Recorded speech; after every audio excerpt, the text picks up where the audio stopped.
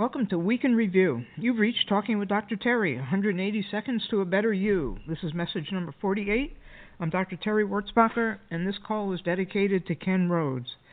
It's been a pretty depressing week for me. I guess I hit you with too much stuff you're not interested in when I talked about the internal working model and IFS, so I apologize. I'm not Dr. Gilbert, I'm not Aaron Havens, I'm not Dr. Christine Lyons or anybody else. I'm me, and that's the reason there's no specific theme to this call. It's because what you see is what you get, or in this case, what you hear is what you get. Plus, then someone gave me some quote-unquote constructive criticism, which got me a little bit down too. So I'll do the best I can. Based on all of that, there haven't been that many comments to respond to, so this may just be a one-day week in review. First of all, about the post-event blues, Karen noted something I should make clearer. I recommended that you come up with your next goal before the current one is completed. She said she feels you should allow yourself time to decompress and allow your mind and body to recuperate before going on to the next project. I'm in total agreement with that. It's just all of those things should be part of your planning procedure, what your next goal is going to be, and then how much time you think you're going to need for downtime. Aaron talked about how he keeps his big why in mind, and I think that's great. That's what drives him. Stephen had a great point. He's soon to retire after 40 years of being a firefighter.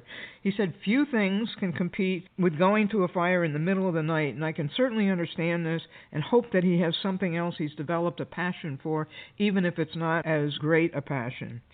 April made me laugh, saying that that continuing to have children, she has 5 of them, prevents the post-event blues. It would give me other kinds of blues, though. That would be postpartum blues, I guess. Lise compared this to when she came back from a beautiful trip, she would always start thinking about the next trip. Rich Ruffalo talked about how your life should always be in front of you.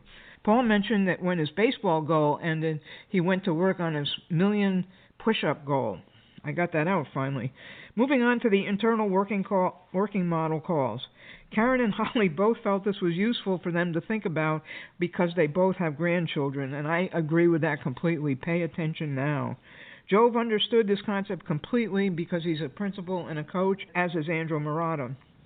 Tim in Connecticut reminds us that one of the most important things we can do is give kids confidence. He later went on to talk about unconditional love, so you can tell Tim's got his stuff together, and he's the one we should all go to. Aaron mentioned that growth is hard and painful, and if it isn't, it doesn't usually mean as much.